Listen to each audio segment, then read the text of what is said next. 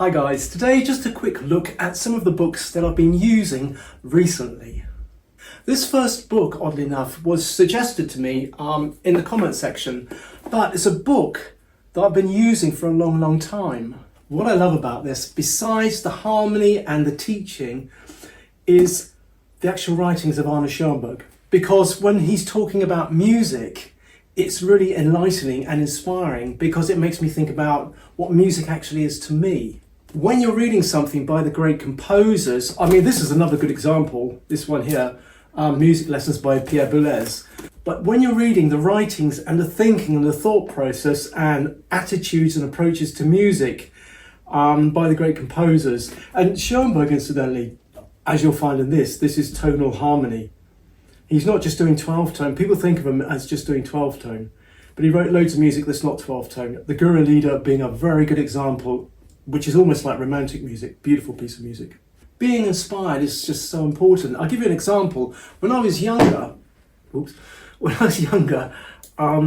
would always have these pianists come in. Maybe they were making their record or they were going to go on a tour. So for instance, if the pianist was going to perform, let's say, Liszt's B minor sonata, I would go and get the B minor sonata out the library and start learning as much as I could, or learning specific parts. And then when the concert actually came, I'd go into the practice room and the other pianist, would be in the other practice room rehearsing just before going on stage.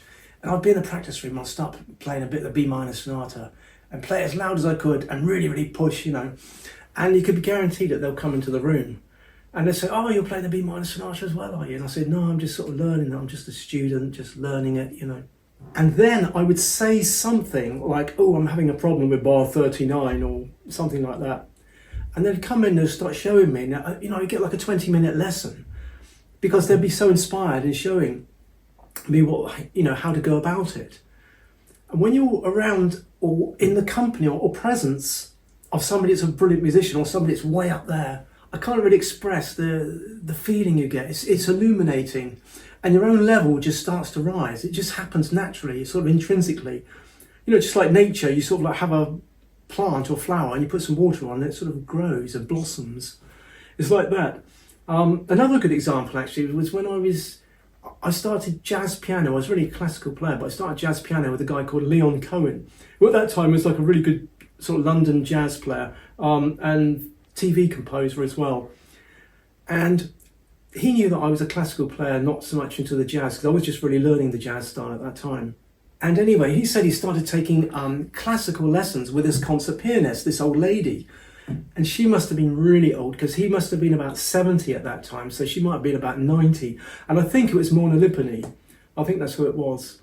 Anyway, he was paying £80 for half an hour lesson back then, which is probably equivalent to about £300 for half an hour lesson nowadays. Anyway, the next lesson I had with him, he said, these finger exercises she showed me, they're amazing. And he's taught me these finger exercises. Now, it would have cost a lot of money to go and learn these, but he taught me from what she had taught him.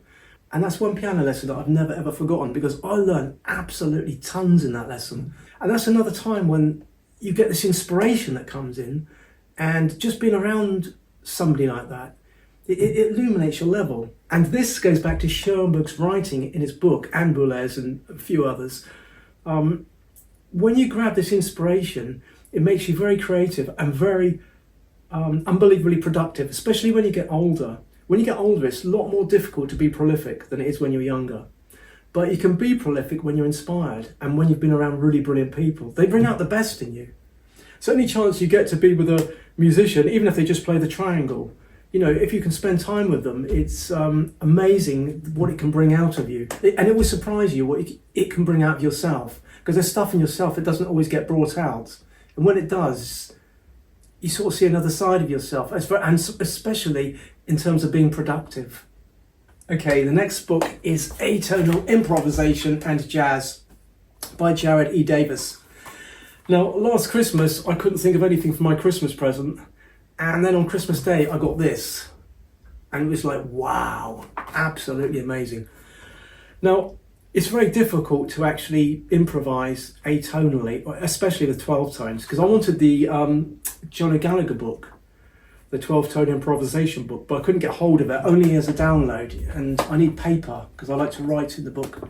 But anyway, I got this one, which, as it says here, is full of chromatic interval pairs and trichords. And that's really what it is, pairs. But the pairs you could think of as cells and this sort of thing.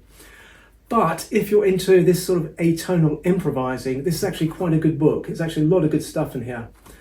But you do have to work at it, and you do need to create your own sort of etudes in order to take the information and actually create and design your own language from it.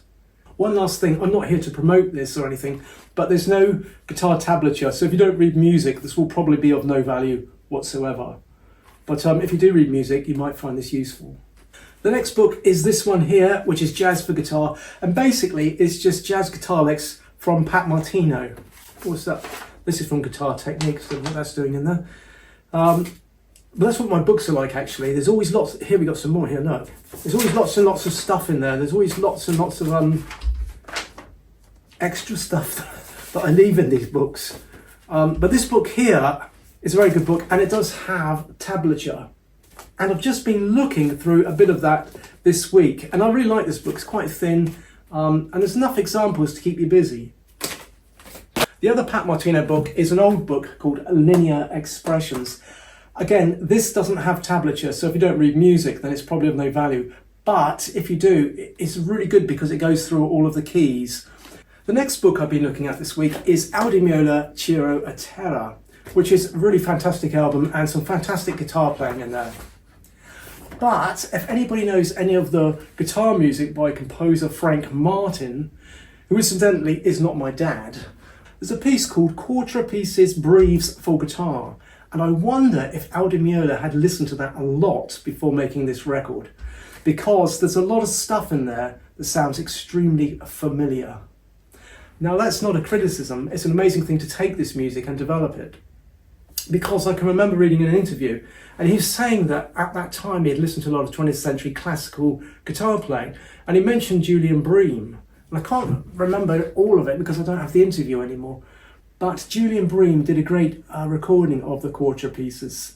So I think that was, this album is highly influenced by it. But it's still interesting taking this idea with the plectrum and then adding it to the guitar. So that's been really interesting and insightful, really, doing that this week. The last book that I've been looking at this week is one of the old rudiments of music. And this one's by a guy called Stuart McPherson. What I like about these books is that they're very, very concise. They get straight to the point. And also, despite, being the basic music theory, they do go into 12 tone in here. Here we go. You won't be able to see that probably, but it goes into 12 tone and this sort of thing. And these old books, they were written a long time ago, are just so useful, way better than this. Look, this is the modern one, the modern music theory ones, which are these. And this, 100 times better, I think. I also managed to get hold of the original Associated Board, Rudiments and Theory of Music, which is a really, really good book for music theory. Again, simple and concise. Another really good book, which I managed to get hold of, is this one here, Otto Caroli, which is a sort of classic one as well. And this is a fantastic book. Difficult to get hold of nowadays. You usually find them in charity shops or, if you're lucky, on the internet somewhere. But anyway, they're the books that I've been looking at this week and playing things on the guitar and the piano and thinking about composition, improvisation and that sort of thing. And I love books because you learn so much from books. When you spend time in a book, you switch off the internet, you switch off the phone and you just play and you practice and you learn so much. 1 hour spent in a book really helps the learning process, absorbing information and also practicing and repeating and using the concept of repetition so that you practice something and practice until you've really learnt it. When you see it on the page as well, on the paper, you identify it and almost imprint it into your head, which in turn imprints it into your natural motor skills. This sort of thing. And this is what I like about books. I find them unbelievably helpful and my level goes up like this every time I get a decent book. So yeah, I love books and these are the ones that I've been looking at this week. Anyway, if this video was any use, please smash the subscribe button. That really does keep the channel going. Smash the like button. That really helps enormously with the algorithm. Click the notification button if you want to see more videos like this and write a comment if you want. And I'll see you all in the next video. And thank you for watching.